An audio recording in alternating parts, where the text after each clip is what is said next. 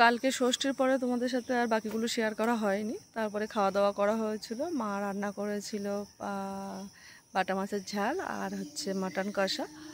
তারপরে খেয়ে দিয়ে আমরা বেরিয়ে পড়েছিলাম আমাদের দেশের বাড়ি, এটা বসিরহাট। তো এখানে কালকে এসে সন্ধেবেলা বাড়ি থেকে বেরিয়েছিলাম সন্ধেবেলা।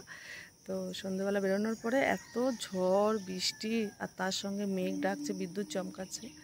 তো তারপরে আর হচ্ছে আর কি বলবো, বেরোতে পারিনি, বাড়ি আর ফিরতে পারিনি। ছিলাম হচ্ছে ঠাকমার কাছে রাত্রেবেলা।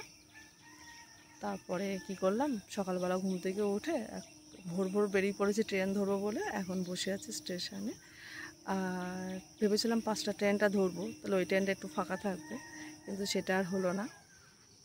আর ওই ট্রেনটা এখন ছটার ট্রেনটা ধরবো, তার জন্যই বসে আছি। আর আমাদের যে জিনিসপত্রগুলো রাখা হচ্ছিল বাড়িতে রেখে এসেছিলাম, যেটা কালকে নিয়ে বেরোতে পারিনি, তো সেইটা এখন সকালবেলা দাদা দিয়ে গেল। দাদা আমাদের স্টেশন অবধি দিয়ে গেছে, এখন স্টেশনে বসে আছি। তো 6টার সময় ট্রেন আসবে, ট্রেন ধরে তারপরে চলে যাব। তো যাই হোক, টাটা, সবাই ভালো থেকো, সুস্থ থেকো।